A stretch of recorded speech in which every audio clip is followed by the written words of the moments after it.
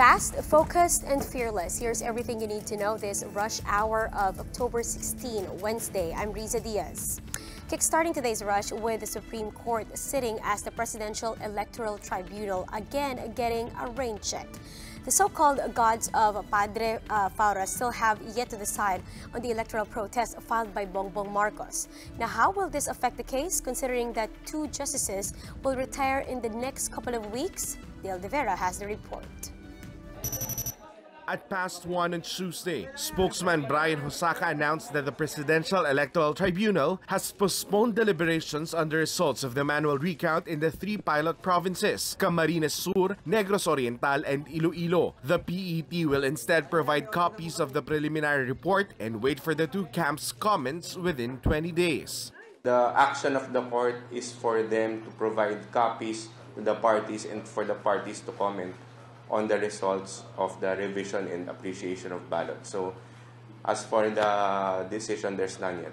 11 justices voted in favor of releasing the report. Only Senior Associate Justice Antonio Carpio and the ponente of the case, Justice Benjamin Caguioa, gave their dissenting opinion. Justice Jose Reyes Jr. was not around to vote. A News 5 source said Carpio and Caguioa voted to dismiss the poll protest because Bongbong Marcos failed to get a substantial recovery from the vote recount. The court clarifies that they still have not acted on Robredo's motion to release the committee report on the initial recount, but both parties were asked to comment on Marcos's 3rd cause of action. The 3rd cause of action seeks to annul the votes from Lanao del Sur, Basilan, and Maguindanao due to alleged terrorism and violence during the 2016 elections. The magistrates will resume their en banc session on November 5th after a 2-week break. By then, only 12 justices will remain, as Chief Justice Lucas Bersamin and Senior Associate Justice Antonio Carpio are both set to retire this October.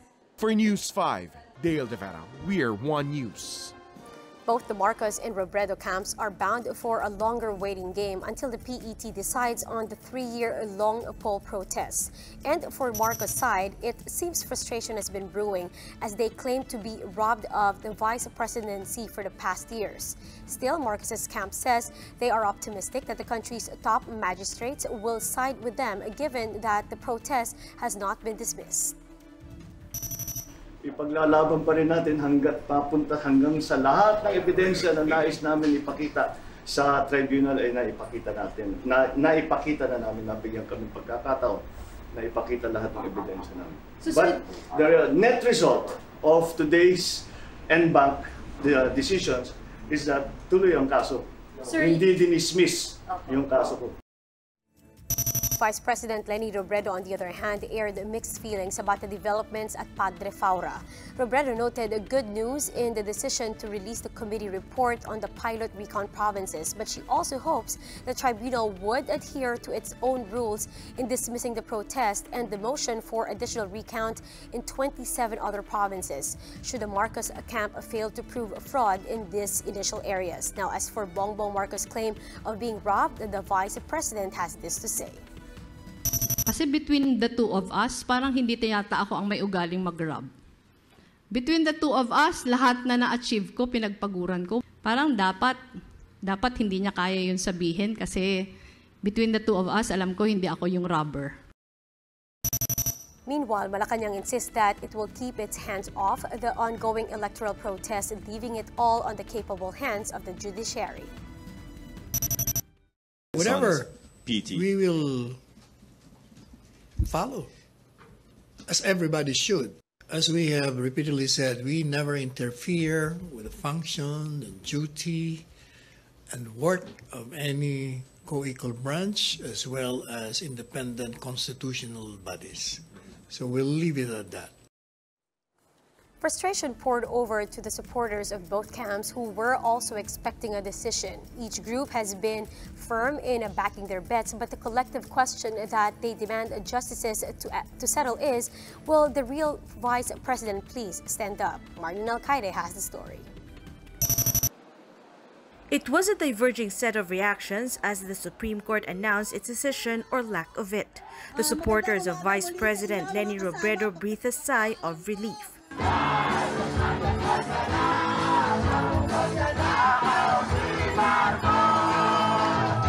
But the The opposing camp behind Bongbong Marcos were nothing short of dismayed. Ika nga po, justice delayed! Justice delayed!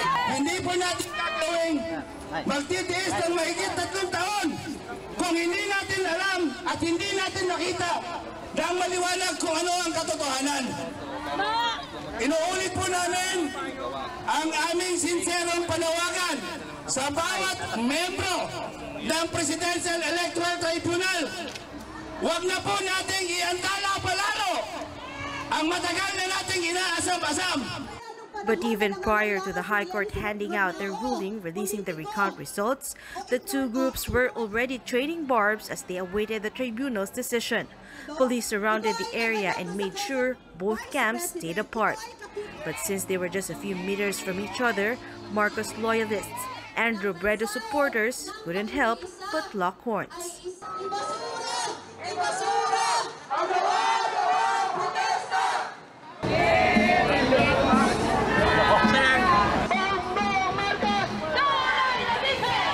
Desisyon na nila na si Leni ang nanalo talaga. Siya ang tunay na panalo at siya ang tunay na vice-presidente ng Pilipinas. At ang boto namin ninakaw nila. Kaya ang pinaglalaban namin ang hustisya sa aming mga boto. But with the SC unable to come up with a decision yet, both camps are left with no choice but to head back to FARA until the Presidential Electoral Tribunal finally decides on the case. For News 5, Marlene Alcaide, we are One News. And here are the biggest stories from the dailies. 7 suspects in the hazing death of Cadet 4th Class Darwin Dormitory will face court-martial proceedings.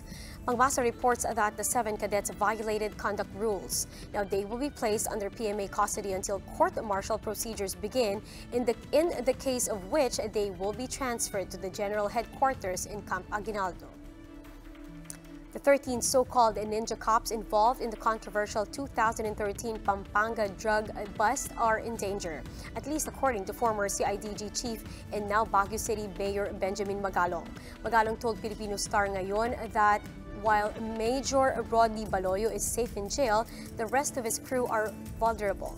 That's why Magalong is now asking the rogue cops to come forward and confess what actually happened during the raid, where over 160 kilos of shabu went missing.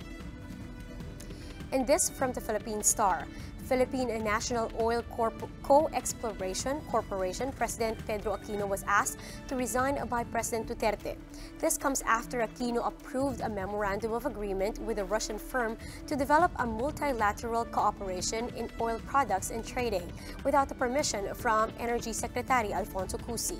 And because of this, the Senate is now looking to restructure the PNOC through abolishing its existing subsidiaries.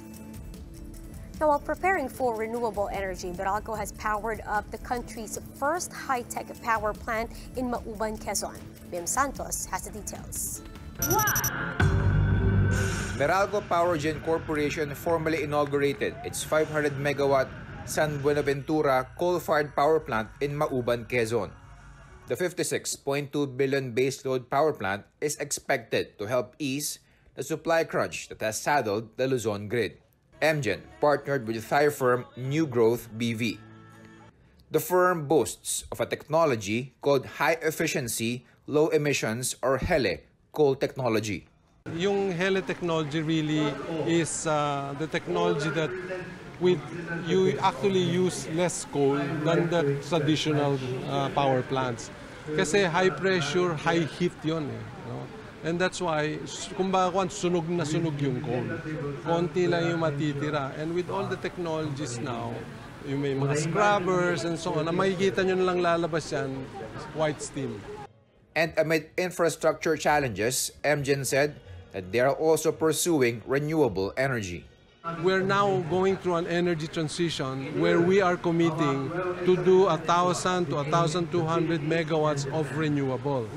The problem that we're encountering is that we are facing transmission constraints. The Energy Department urged the company to build more plants to help address the country's supply shortfall. I believe you should already apply for the new plant, considering that we are building up our capacity, the capacity of the country.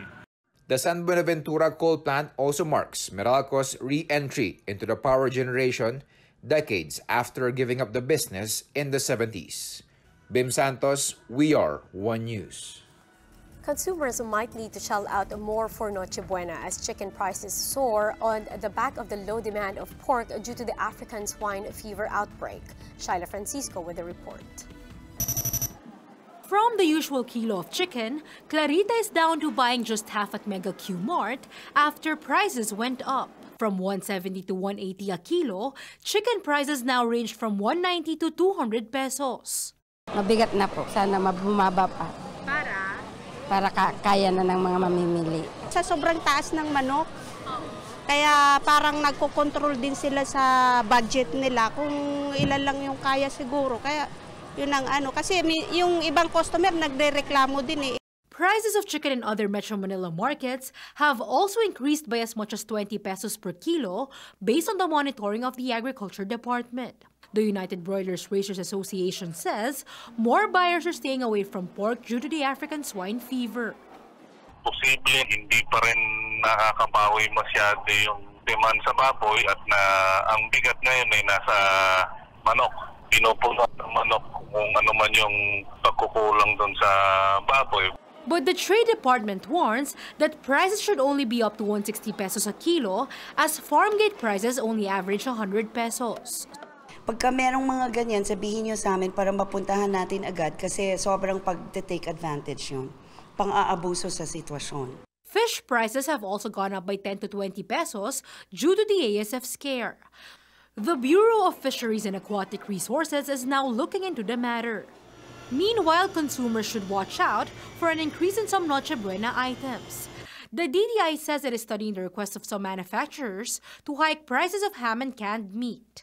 Merong mga nagsasabi na ASF ang reason. Pero pag ASF kasi yan, automatically, naka-alert kami dyan eh. Pag sinabi nilang ASF and in the country, you can source the local products naman, meron namang makukuha dito na ASF free, especially from Visayas and Mindanao, kung pwede nilang gamitin yon. The agency is set to release the suggested retail prices of Christmas goods by the end of October or first week of November. Shaila Francisco, We Are One News. Let's fast break now to Sports Brush. Our champions are home. Nesty Petecio and Carlos Yulo arrived on Tuesday, a couple of days after clinching the gold for boxing and gymnastics.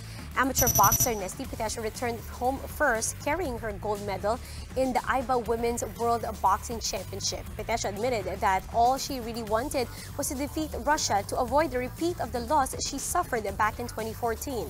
Now, on the other hand, Carlos Yulo admitted that he almost quit the sport if not for the support of his family. And now, he's already gunning for our country's first Olympic gold after his victory at the FIG Artistic Gymnastics World Championship. Sobrang ganda po nung performance ko. Pero hindi po ako satisfied doon kasi mas kaya ko pa po siguro. EJ Obiena, who booked his Olympics ticket earlier for pole vaulting, joined the two in a press conference held by the Philippine Sports Commission in Manila. That's where PSC Chairman William Ramirez announced the incentives that the three winning athletes will receive for their hard work. Si Kaloy, magkakaroon siya ng 500,000. Naka-check na po, pinirma namin kanina ng 4 na commissioner. Tapos meron siyang additional 500,000 in-approve po ng board. For a very outstanding historical sa Pilipinas na sino bang mag-isip na Pinoy manalo ng gold sa World Gymnast. Si Nesty Petecio, yung pangalan niya, Nesty talaga, no? Tinalo niya yung malalaking Ruso, Chinese doon, at akalain mo pa wala ito, kababayan ko sa taga Davao to. So, she will get 1 million based on the law. So, 1 million. Si AG naman,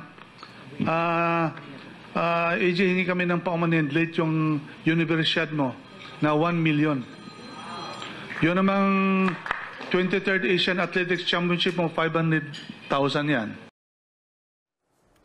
And that's how today is shaping up to be. Join us again next time for another round of Rush. I'm Riza Diaz. We are One News.